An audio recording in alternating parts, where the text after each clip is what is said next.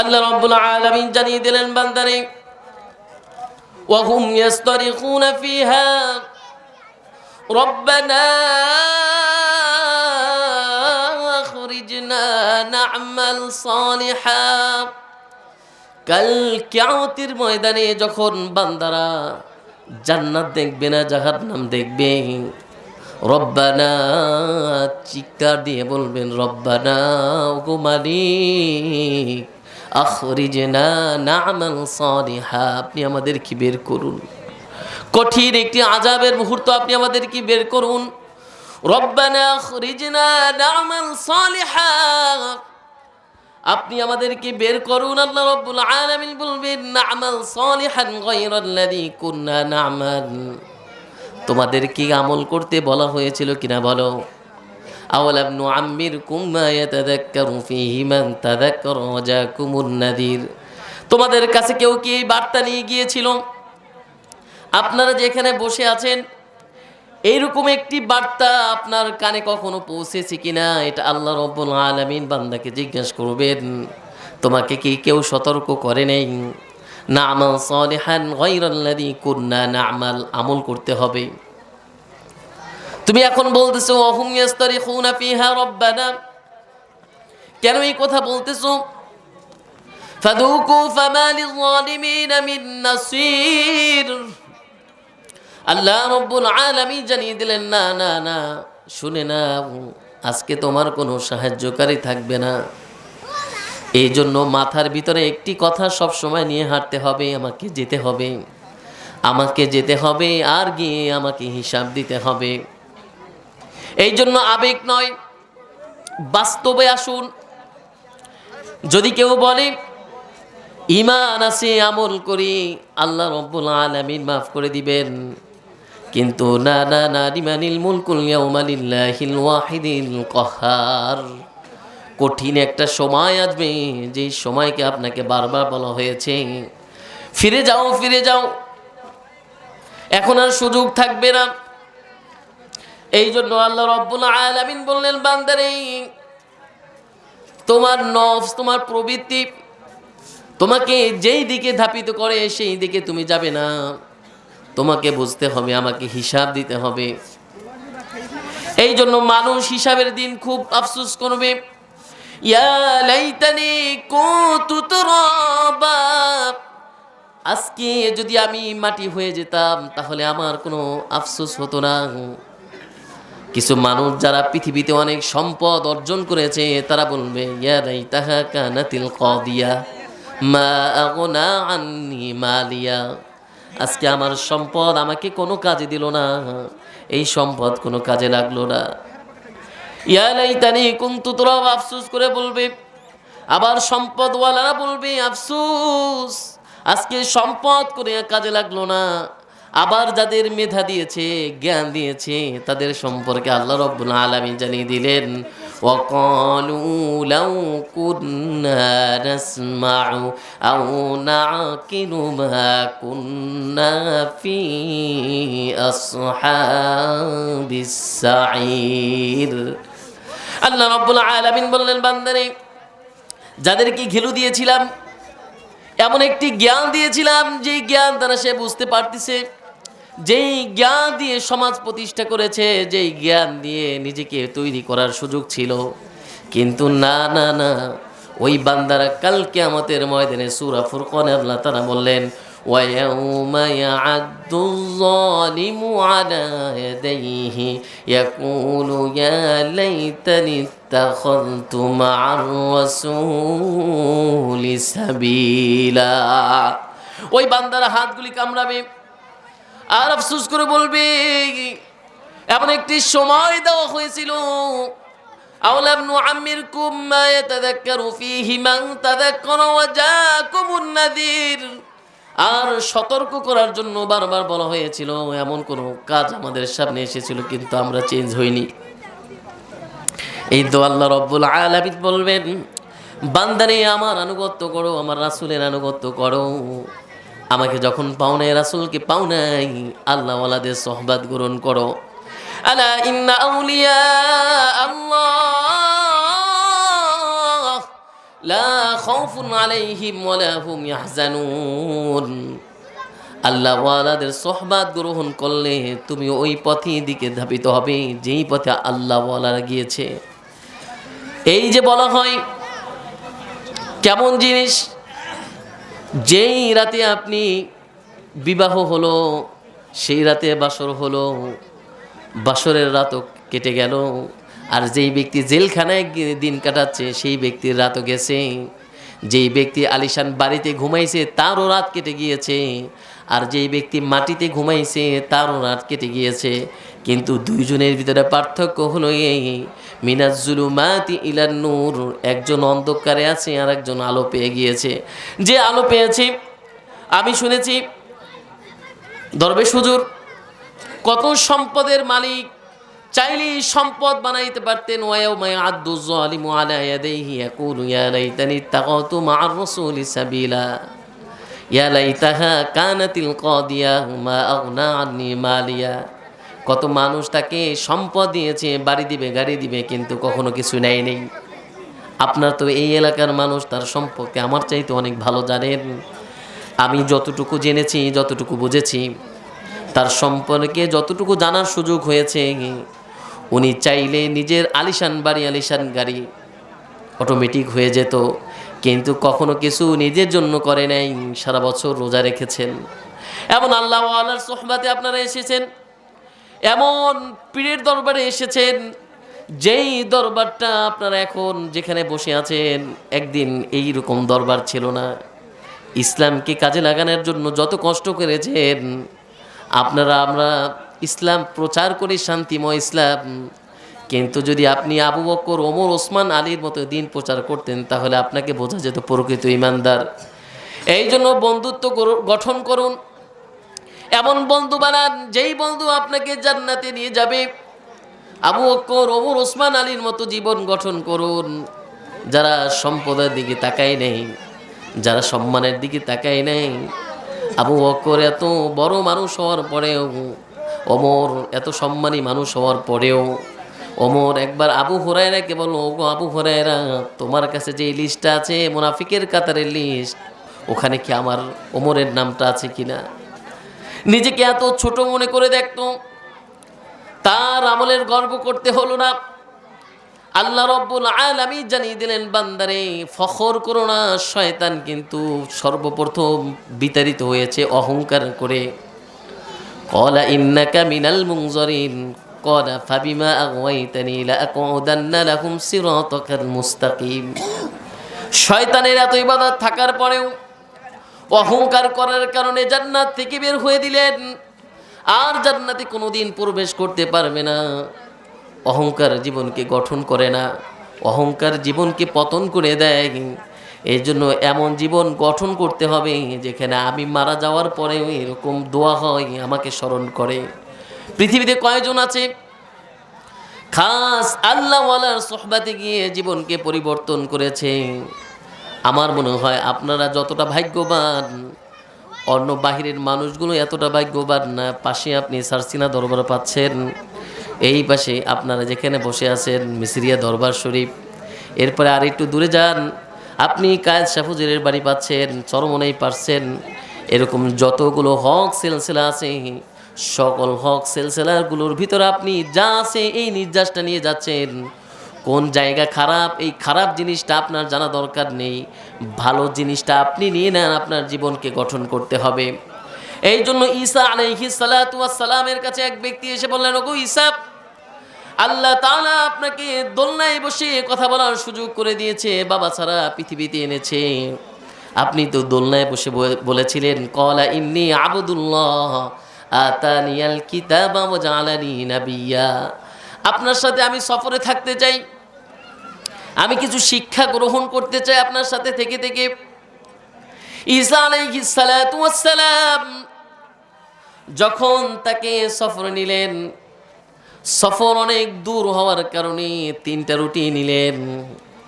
3টা রুটি নিয়ে কিছু দূর যাওয়ার পরে তাকে একটা রুটি খেতে বললেন। ঈসা আলাইহিস সালাতু ওয়াস সালাম একটা রুটি খাইলেন, আর একটা রুটি তাকে বললেন, এটা রেখে দাও, আমি যখন চাইব তখন দিবে। কিছু দূর যাওয়ার পরই ওই ব্যক্তিকে বললেন, তোমার কাছে যে আমার একটা রুটি আছে, রুটিটা দাও। বলতেছে, রুটিটা তো নাই, তুমি খেয়েছো? বলতেছে, না আমিও খাইনি। বলতেছে, তুমি খেয়েছো? বলতেছে, না আমি খাইনি। ঈসা আলাইহিস সালাতু ওয়াস সালাম বললেন, তাহলে কই গেল? ঈসা আলাইহিস সালাতু ওয়াস সালাম তাকে সত্য কথাটা বলার জন্য তাকে কিছু মুজিজা দেখাইলেন। এই মুজিজার ভিতরে অন্যতম একটি মুজিজা ছিল, ওই সফরে গেছে, যেই জঙ্গলে গিয়েছে, জঙ্গলের হরিণগুলি ঈসা আলাইহিস সালাতু ওয়াস সালামের কাছে আসলেন। কাছে আসার পরে ঈসা আলাইহিস সালাতু ওয়াস সালাম আল্লাহর হুকুম নিয়ে বললেন, হরিণগুলি আল্লাহ রব্বুল আলামিনের হুকুমে জবাই করে এরপরে এটাকে কাবাব বানিয়ে খেয়েছেন। তার সামনে হাড্ডি গুড্ডিগুলি ফেলে দিয়ে আবার বললেন, আল্লাহর হুকুমে তুমি আবার জীবিত হয়ে যাও। আবার আল্লাহর হুকুমে জীবিত হয়ে গেছেন, বলে সুবহানাল্লাহ। ওই ব্যক্তিকে এখন বললেন, বলো এই রুটি কে খেয়েছে? বলতেছে, তা আমি জানি না। বলতেছে, এখনো তুমি অস্বীকার করতেছো, কে খাইছে এটা তুমি জানো না? বলতেছে, না জানি না। তখন বলতেছেন, আচ্ছা ঠিক আছে, চলো সামনে কিছু দূর যাই। কিছু দূর সামনে যাওয়ার পরে ওনাকে বললেন, তুমি সত্য কথা বলো, আর না হয় তুমি ক্ষতিগ্রস্ত হবে, তুমি ক্ষতিতে পড়ে যাবে, তখন কিন্তু আমার কথা বলতে পারবে না। বলতেছে, না আমি খাই নেই। এরপর ওনাকে বললেন, আচ্ছা ঠিক আছে, ওই যে পাহাড়ের ওই জায়গায় কিছু মাটি দেখো, ওই মাটিগুলি নিয়ে আসো। আর মাটিগুলি আনার পরে ঈসা আলাইহিস সালাতু ওয়াস সালাম আল্লাহর নামে ফু দিয়ে দিলেন। আর ওইখানে যেই মাটিগুলি ছিল, ওই মাটিগুলি সবগুলি স্বর্ণ হয়ে গেলেন, বলে সুবহানাল্লাহ। স্বর্ণ হয়ে যাওয়ার পরে ওই ব্যক্তি পাগল হয়ে গেল। এখন বলতেছি, এখানে এই স্বর্ণগুলি দুইটা ভাগ করতেছি, এক ভাগ তোমার আর এক ভাগ হলো যে রুটি খেয়েছে তার। বলতেছে, এখানে যে দুইটা ভাগ করছি, এক ভাগ হলো তোমার আর এক ভাগ যে রুটি খাইছে তার। এখন উনি চিন্তা করতেছে যে এতক্ষণ তো আমি মিথ্যা বললাম, এখন এইটা যদি বলি যে আমি করছি, তাহলে আবার মনে করবে যে এই স্বর্ণের জন্য আমি এটা বলতেছি। না, এটা বলা যাবে না। কিছুক্ষণ ভাবার পরে ঈসা আলাইহিস সালাতু ওয়াস সালাম বললেন, তুমি কিছু ভাবতেছো? বলতেছে, না আমি ভাবি না, তবে এই স্বর্ণটুকু যাকে দিবেন আমাকে দিয়ে দেন, আমি তার কাছে পৌঁছে দেব। বলতেছে, কেন, তুমি তাকে চিনো কিনা? বলতেছে, আমি তাকে চিনি না, তবে আমি খুঁজে বের করব। বলতে, তুমি তাহলে জানো? এক পর্যায়ে সে স্বর্ণের লোভে স্বীকার করলেন যে হ্যাঁ আমি এটা খেয়েছি। ঈসা আলাইহিস সালাতু ওয়াস সালাম বললেন, যেহেতু এতক্ষণ তুমি মিথ্যা বলেছ, এখন থেকে তুমি আমার সফর সঙ্গী থাকতে পারবে না, তুমি চলে যাও। এই কথা বলার পরে ঈসা আলাইহিস সালাতু ওয়াস সালামের কাছ থেকে সে বিদায় নিল, স্বর্ণ নিয়ে চলে গেল। স্বর্ণ নিয়ে চলে যাওয়ার পরে ঈসা আলাইহিস সালাতু ওয়াস সালাম তাকে রেখে যখন চলে গেলেন, সে মহা খুশি, সমস্ত স্বর্ণগুলোর মালিক সে হয়ে গেল। প্রতিমধ্যে ওখানে দুইজন ব্যক্তি আসলেন, এসে বলতেছেন, এতগুলি স্বর্ণ নিয়ে তুমি কোথায় যাচ্ছ? দাও ওকে মেরে ফেলো। ওই জায়গায় দুইজন ব্যক্তি, আর ওই ব্যক্তি একা এতগুলো স্বর্ণ নিয়ে কোথায় যাবে? তখন জীবন বাঁচানোর তাগিদে ওই ব্যক্তি বললেন, এখান থেকে তোমাদের স্বর্ণ কিছু দিয়ে দেব, তারপরে তুমি আমাকে মেরে ফেলবে না। বলছে, আচ্ছা ঠিক আছে, তা আমাকে কিছু স্বর্ণ তুমি দিবে।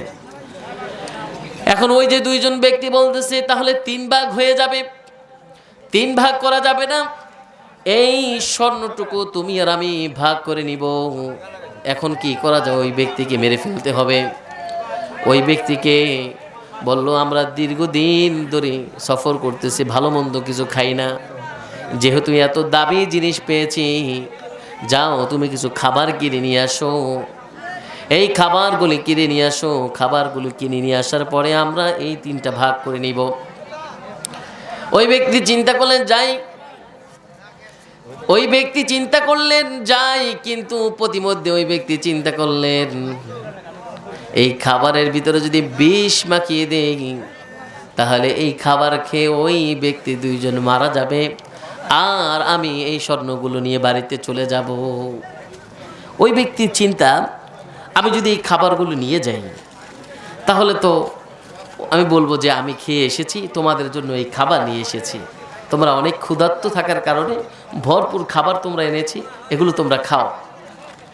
এই ব্যক্তির বুদ্ধি ওইটা। আর ওই ব্যক্তির বুদ্ধি হলো যে ওকে খাবার আনতে পাঠাইছি, ওই খাবার অবশ্যই আনবে, তখন আমরা এই খাবারটা আনার পরে খেয়ে দিয়ে তারপরে ওকে মারবো, মারার পরে আমরা এগুলো নিয়ে যাব।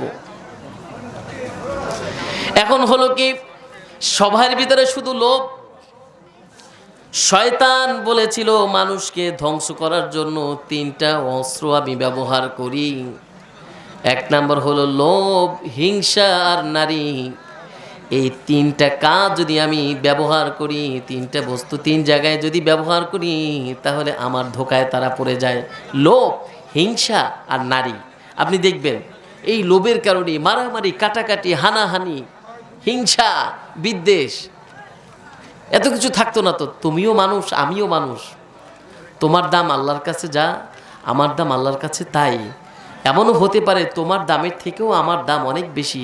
আবার এমনও হতে পারে আজকে এই চেয়ারে বসে বক্তব্য দিচ্ছি, কিন্তু আমার থেকেও তোমার দাম অনেক বেশি আল্লাহর কাছে। এই জন্য তুমি, তোমার পরিচয়টা তুমিও আল্লাহর গোলাম, আমিও আল্লাহর গোলাম। এই ব্যক্তিগুলি তা ভাবেনি। যখন খাবার নিয়ে আসলো, খাবারগুলি ক্ষুধার যন্ত্রণায় তারা চিন্তা করলো খাবো কি খাবো না। এদিকে ওই ব্যক্তি বিষ মিশিয়ে নিয়ে এসেছে, কিন্তু তারা চিন্তা করলো খাবারের আগে ওকে মারতে হবে। এমনও হতে পারে খাবার খেতে খেতে দেরি হয়ে যাবে, মানুষজন চলে আসবে। 2 জন মিলে ওই ব্যক্তিকে হত্যা করলো। আর হত্যা করার পরে এখন 2 জন মিলে চিন্তা করলো, এখন একজনকে আমরা কাটা করে দিয়েছি, এখন নিয়ে যাও, তুমি আর আমি এই স্বর্ণের অর্ধেক অর্ধেক করে নিব। এর আগে এত সুন্দর খাবারগুলি এনেছে, খাবারগুলি খেয়ে নেই। 2 জন ভরপুর করে খাবার খেলেন। কই খাবার খেলেন? খাবার মুখে নেওয়ার পরে কিছুক্ষণ যখন ভিতরে গেল, কিছুক্ষণ খাবার গ্রহণ করার পরে 2-1 লোকমা খাওয়ার পরে কাজ হয়ে গিয়েছে। একজন একজনকে বলতেছে খাবারের ভিতরে মনে হয় বিষ মিশানো আছে। এই বলতে বলতে ওই 2 জনও শেষ হয়ে গেল, আর যে খাবারের ভিতরে বিষ মিশিয়েছে সেও শেষ হয়ে গেল। ওই রাস্তা দিয়ে কিছুক্ষণ পরে ঈসা আলাইহিস সালাতু ওয়াস সালাম হেঁটে যাচ্ছিল। স্বর্ণের জায়গায় স্বর্ণ পড়ে রয়েছে, আর 3টা মানুষ জায়গায় পড়ে রয়েছে, কেউ তার স্বর্ণটা নিতে পারলো না। এটা হলো আমাদের জন্য শিক্ষা। আপনার বাড়ি, আপনার গাড়ি, আপনি মারা যাওয়ার পরেই কেউ না কেউ এটার ভোগ দখল করতেছে। মারা যাওয়ার আগেই এখন তো দেখা যায় যে মারা যাওয়ার আগেই জমির ফয়সালা হয়ে যায় যে আমি কিন্তু ওই জায়গার জমিটা নিব, আমি কিন্তু ওই বাড়িটা আমার, আমি কিন্তু বাবার ওই সম্পত্তিটা, বাজারের সম্পত্তিটা আমার। কিন্তু একবারও চিন্তা করলো না, হায় রে বাবা, তুমি যেই খাটের ভিতরে ঘুমিয়েছিলে এই খাটটা তো আজকের পর থেকে খালি হয়ে যাবে। তুমি যেই জামাটা গায়ে দিয়েছিলে আজকের পর থেকে তো এই জামাটা আর কেউ গায়ে দিবে না। তুমি আমার জন্য আস্তে আস্তে যেই বাজারে গিয়েছিলে আজকের পর থেকে তো আমার জন্য দামি খাবার আর কেউ কিনে দেবে না। এটা হলো মানুষের জীবন। এই জন্য ভাইরা আমার, আল্লাহ রাব্বুল আলামিন বললেন বান্দারে 5টি মানুষের সাথে এমন বন্ধুত্ব করবে না যারা তোমাকে কোনো কাজে লাগাতে পারবে না, কোনো কাজ হবে না, ইসলামের কোনো উপকার হবে না তাদের কাছ থেকে। 1 নাম্বার হলো যারা মিথ্যা কথা বলে, তারা আস্তে আস্তে মিথ্যা বলতে বলতে নিজেকে ধ্বংস করে অপরকেও ধ্বংস করে। এই জন্য যারা মিথ্যাবাদী এরকম কোনো বন্ধু তুমি গ্রহণ করবে না। 2 নাম্বার, যারা সমাজে ফিতনা সৃষ্টি করে, পাপাচার, পাপিষ্ট, গুনাহ করতে করতে সকাল আর সন্ধ্যা চিনে না, নামাজ রোজা কিছু জানে না, হজ জাকাত কিছু জানে না, নামে মুসলমান, পাপাচারি করতে করতে, গুনাহ করতে করতে আল্লাহ রাব্বুল আলামিনের গণ্ডির ভিতর থেকে সে চলে গিয়েছেন। এই জন্য আল্লাহ রাব্বুল আলামিন বললেন বান্দারে কুল্লু মান আলাইহা ফান ويبقى وجه ربك ذو الجلال والإكرام। একদিন এই পৃথিবীটা ফান হয়ে যাবে, শেষ হয়ে যাবে। কিন্তু না না না, কিছু মানুষ এই কথাগুলি শোনার পরেও আল্লাহ রব্বুল আলামিনের প্রতি বিশ্বাস করবে না, তারা তাদের পাপিষ্ঠ কাজে লিপ্ত থাকে। 3 নাম্বার হলো যারা কৃপণ। কৃপণকে তুমি বন্ধু বানাবে না, কৃপণ দিয়ে তোমার কোনো কাজ হবে না। তারা ইসলামের জন্য খরচ করবে না, বিপদে পড়লে তুমি বন্ধুর জন্য খরচ করতে তারা রাজি হবে না। 4 নাম্বার হলো যারা বোকা। এই জন্য অনেকে বলে বোকা বন্ধুর থেকেও বুদ্ধিমান শত্রু ভালো। এমন বোকা বন্ধু বানাবে না, যেই বন্ধুর বুদ্ধি নিলে, যেই বন্ধুর পরামর্শ নিলে তুমি ভালো কাজ করতে পারবে না। এমন বন্ধু বানাও যে বিবেক সম্পূর্ণ থাকে। 5 নাম্বার হলো ওই ব্যক্তি যারা সম্পর্ককে শেষ করে যায় মুহূর্তেই, তথা স্বার্থ। ইসলামে কোনো স্বার্থ থাকবে না, যেটা হবে শুধু আল্লাহর জন্যই হবে। তোমাকে ভালোবাসবো আল্লাহর জন্য ভালোবাসবো, তোমার সাথে রাগ করবো আল্লাহর জন্য। ব্যক্তিগত কোনো স্বার্থে তোমার জন্য তোমার আমার সম্পর্কটা নষ্ট হবে না। এই জন্য আল্লাহ রাব্বুল আলামিন বললেন বান্দারে, ওয়াকালু লিজুলুদিহিম লিমা শাহিদতুম আলাইনা ক্বালু আনতাকানা আল্লাহুল্লাযী আনতাকা কুল্লা শাইইন ওয়া হুয়া খালাকাকুম আউওয়ালা মাররাতিন ওয়া ইলাইহি তুরজাউন। কিসের হিংসা, কিসের অহংকার? اليوم نختم على أفواههم وتكلمنا أيديهم وتشهد أرجلهم بما كانوا يكسبون।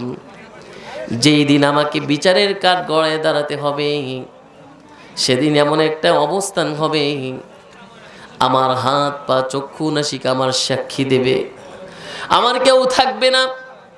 ইয়াউমা ইয়াফিরুল মারউ মিন আখিহি ওয়া উম্মিহি ওয়া আবিহি ওয়া সাহিবাতিহি ওয়া বানিহি। মা বাবা ভাই বোন কেউ থাকবে না, পৃথিবীর বন্ধু বান্ধব কেউ থাকবে না, তোমার আমার আপন কেউ থাকবে না। এমন একটি দিন তোমাদের মাঝে আসবে, যেই দিনের মুখে তোমরা পড়ে এই দুনিয়াকে ভালোবেসেছ, এই দুনিয়ার মুখে পড়ে তোমরা আখিরাতকে ভুলে গিয়েছ। আখিরাতকে না ভুলে দুনিয়াকে ভুলে যাও। তোমরা যদি ক্ষতিগ্রস্ত না হতে চাও, তাহলে অবশ্যই তোমাকে আখিরাত ভোলা যাবে না, দুনিয়া ভুলো। কেননা আল্লাহ রব্বুল আলামিন বলেন কুল মাতাউদ দুনিয়া কলিল। আল্লাহ রব্বুল আলামিন এই দুনিয়া এত বড় কিছু দেওয়ার পরেও কুল মাতাউদ দুনিয়া কলিল, কলিল শব্দটা ছোট, এত কিছু দিয়েছে এরপরেও কেন শব্দটা ব্যবহার করলেন?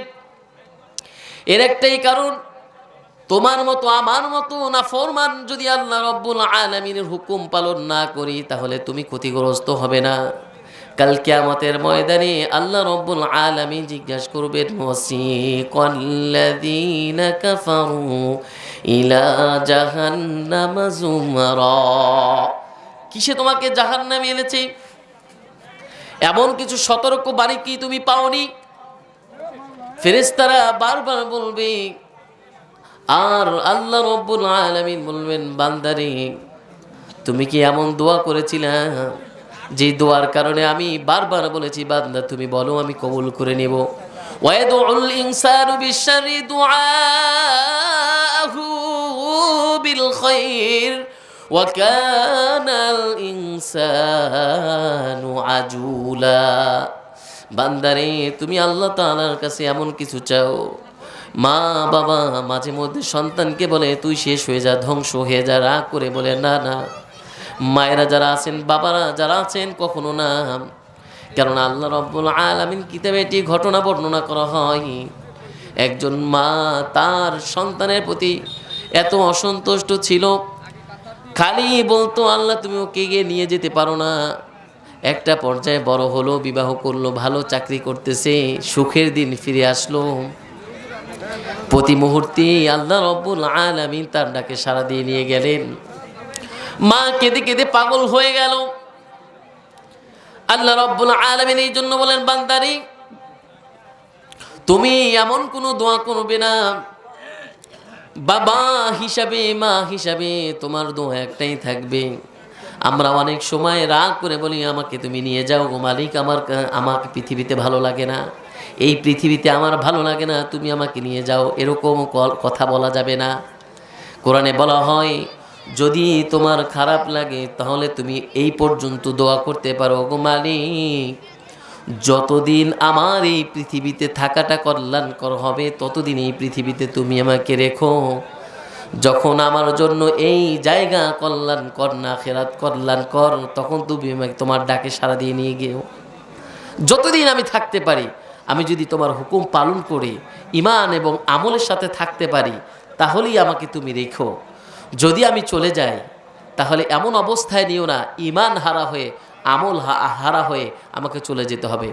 এই পৃথিবীর সমুদ্রময় পৃথিবী, এটাকে আপনাকে ইসলাম নামক মাঝি দিয়ে এবং আপনাকে এমন ম্যাপ তৈরি করতে হবে যেটা কোরআন নামক ম্যাপ।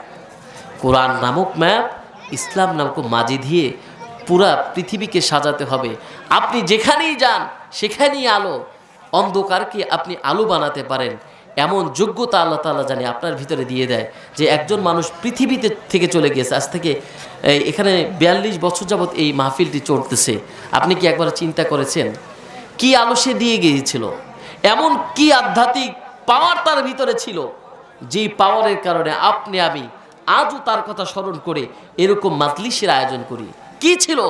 অনেক বড় শিক্ষিত, ডক্টরেট করা, অনেক ধনী, অনেক বাড়িগাড়ির মালিক, অনেক সম্পদের মালিক, অনেক বেশি দামি দামি জামা কাপড় পরতো। আপনারা জানেন সারা বছর রোজা রাখতেন, যা দিতেন সব মানুষকে দিয়ে দিতেন, যা খেতেন মানুষকে নিয়ে খেতেন। চাওয়া ছিল না, পাওয়া ছিল না, এই দুনিয়ার কোনো মোহ তার ভিতরে ছিল না। তুমি দুনিয়ার মোহ ত্যাগ করো, আখেরাতের মোহ তুমি ধরো। তুমি লোভ করো আখেরাতের, দুনিয়া এমনি তোমার পায়ের নিচে আসবে। তুমি যখন দেখবে এই ব্যক্তি আখেরাতকে ছাড়া কিছুই বোঝে না, আল্লাহ রব্বুল আলামিন ডেকে ফেরেশতাদেরকে বলবেন, জিব্রাইল যাও, আমি আমার ওই বান্দাকে ভালোবাসি, তুমি বলে দাও। জিব্রাইল সমস্ত ফেরেশতাদেরকে বলে দিবেন। সবাই আসমানের ফেরেশতা জানার পরে তখন কুল কায়নাতের কাছে বলে দিবেন, আল্লাহ অমুক ব্যক্তিকে ভালোবাসেন, পৃথিবীর সমস্ত মানুষ ওই ব্যক্তিকে ভালোবাসে বলে সুবহানাল্লাহ। তাহলে আপনাকে বুঝতে হবে যে আমরা এমন জীবনটা কেনই বা গঠন করব না, যেটা আমি পৃথিবী থেকে চলে যাওয়ার পরে এরকম অসংখ্য অগণিত মানুষ আমার জন্য কেঁদে কেঁদে দোয়া করবে, আমাকে স্মরণ করবে, আমার চরিত্র নিয়ে কথা বলবে, আমার সম্মান গাবে। এই জন্যই তো আমাদের গঠন করা উচিত সর্বপ্রথম চরিত্র, যেটা আল্লাহ রাব্বুল আলামিন সূরা কলামে বললেন, ওয়া ইন্নাকা লা আলা খুলুকিন আযীম। তুমি উত্তম চরিত্রের অধিকারী হও, নিজেকে সাজাও, নিজেকে গঠন করো। দেখবে পৃথিবী তোমার নয়, তুমি পৃথিবীকে চেও না, আখেরাত চাও, পৃথিবী অটোমেটিক তোমার হয়ে যাবে। কেন? এটা ক্ষণস্থায়ী একটি জিন্দেগি। আপনাকে তো আগেই বলেছি, আপনি অনেক টাকার মালিক হলেও আপনার রাত কেটে যাবে, আর আপনার কিছু না থাকলেও আপনার রাতটা কেটে যাবে। আরে আপনার কিছু না থাকলেও আপনাকে কেউ না কেউ 3.5 হাত কবরে দিবে, আর আপনার অনেক কিছু থাকলেও আপনাকে ওই 3.5 হাত কবরেই দিবে। মাটি আপনার কিন্তু ওই মাটি। এই জন্য যায় যে অনেক কোটিপতি, অনেক শিক্ষিত, তাকে যে অনেক দামি মাটিতে রাখা হবে এটা কিন্তু নয়। আমাদের ঘর একটা মাটির ঘর, জানালা নাই, দরজা নাই, আলো নাই, বাতি নাই। আপনি কি একবারও চিন্তা করেছেন, আফসোস করেছেন একবারও, আমাকে কি হিসাব দিতে হবে, আমি কি হিসাব নিব, আমাকে কি হিসাব ওইখানে যে ব্যবস্থা করা হবে? এই জন্য কথা মনে রাখবেন, যেই স্টুডেন্ট অনেক ভালো ভালো মাদ্রাসায় পড়ে, তারা ভালো শিক্ষকের কাছে পড়ে, তারা ভালো জানে। আপনারাই তো চিন্তা করেন, এই বানুড়িপাড়ায় পড়াবো না, কোথায় পড়াবো? বরিশাল পড়াবো। যারা বরিশাল চিন্তা করে তারা আবার চিন্তা করে না, কোথায় পড়াবো? ঢাকায় পড়াবো। তো শিক্ষা সন্তানকে দিতে হবে। তাহলে দূর দূরান্ত থেকে এই যে সারসিনা দরবার শরীফে শতে শতে হাজার হাজার ছাত্র পড়তেছে, কি জিনিস, কি আছে এখানে, কি আছে? একদিন কি মাইকিং শুনছেন? ভর্তি চলতেছে সারসিনায়, হ্যাঁ, লক্ষ লক্ষ ছাত্র, হাজার হাজার আলেম বের হচ্ছে, নূর, ওখানকার নূর। আপনাকে মনে করতে হবে আমি একটা আলো তৈরি করি, আমি নিজে আলো হই, অপরকে আলো দিই। আজ পর্যন্ত শুনছেন মোম দিয়ে যদি আপনি অন্য মোমকে জ্বালিয়ে দেন, তাহলে ওই মোম থেকে কখনো একটু আলো কমছে? আপনার জ্ঞানটা হলো সেরকম, আপনি জ্ঞান যত বিতরণ করবেন আপনার যোগ্যতার পরিধি তত বেশি বাড়বে, জ্ঞান আপনাকে দিলে কমে না। এই জন্যই তো আমি আমার প্রায় আলোচনায় আমি বলে থাকি যে আপনারা সন্তানের জন্য প্রায় চিন্তা করেন, হুজুর আমি মারা গেলে আমার এই সন্তানের জন্য এগুলো রেখে যাচ্ছি, আলহামদুলিল্লাহ এগুলো দিয়েও চলতে পারবে। আপনি কিভাবে বুঝলেন আপনার সন্তান এগুলো দিয়ে চলতে পারবে? এমনও তো হতে পারে এগুলো বিক্রি করে খেয়ে খেয়ে একটা সময় তার আর কিছুই থাকবে না, সব কিছু শেষ করে ফেলেছে, কিন্তু সন্তানকে ওই সম্পত্তির মালিক না বানিয়ে এমন সম্পদ গড়ে রেখে যান যেই সম্পদ কেউ ছিনিয়ে নিয়ে যেতে পারবে না, যেই সম্পদ তৈরি করার কারণে হাজারো মানুষ আলোয় আলোকিত হয়েছে, হাজারো যুবক কল্যাণের পথে এসেছে। সম্মানিত ভাইয়েরা আমার, আমরা অনেক কথা বলি, কিন্তু কয়জন আছি সেই কথাগুলি আমাদের জীবনে বাস্তবায়ন করি? এইরকম আমাদের এই জীবনে বাস্তবায়ন করার ক্ষেত্রে আমাকে একটা পরিকল্পনা নিতে হবে। এই পরিকল্পনার একটা সময় এসে গিয়েছে, এটা হলো সামনে মাহে রমজান। বছরের 11টি মাস আপনি যেভাবেই চলেছেন, কিন্তু মাহে রমজানের ওই মাসটা আপনি ওইভাবে চলতে পারবেন না। কেন চলতে পারবেন না? আপনি বলবেন আমি রোজাদার, আমাকে তুমি গালি দিবে না, আমিও তোমাকে গালি দিব না, কারণ আমি রোজাদার, আমি মুখ থেকে একটা কটু বাক্যও বলতে চাই না। আপনি দেখবেন যে অনেক মানুষ রোজা রাখে না, তারা দোকানপাটে খায় কিন্তু গোপনে খায়, পর্দা লাগিয়ে খায়, কেননা সে যে আর সারা বছর খাও, এখন একটা মাস রোজা রাখতে পারো না, লজ্জায়। এই জন্য এই রমজানে আপনাকে একটা টার্গেট ঠিক করতে হবে। আমাদের সময় হয়ে গেছে না? 12টা হয়েছে তো হুজুর, আপনার বক্তব্যের মধ্যে তো কথা বলা যায় এখন। আমি শেষ করে না, আপনি শেষ করতে পারবেন না, আপনি মোনাজাত করবেন না, মিলাদ করবেন, দোয়া করবেন, কিন্তু আমাকে একটু কথা আছে, আমার একটু সময় দিতে হবে, কারণ আমি এই রাস্তায় যারা আছে দয়া করে তারা সব না ঢুকলে আমাদের একটু তোবারকটা দিতে বিশৃঙ্খল হবে। আমাদের আপনাদের কি আলোচনা শুনতে কষ্ট হচ্ছে? তো আমরা শেষ করে দেব, 12টা বাজে তো। আপনারা মোনাজাত তো অবশ্যই করবেন, কিন্তু আমার কথা হচ্ছে এই যারা রাস্তায় আছে তারা সবাই দয়া করে মাঠে ঢুকুক। আপনি একটু আমার মুখ দিয়ে, আপনি যারা ওখানে দাঁড়িয়ে আছেন মাঠের বাহিরে,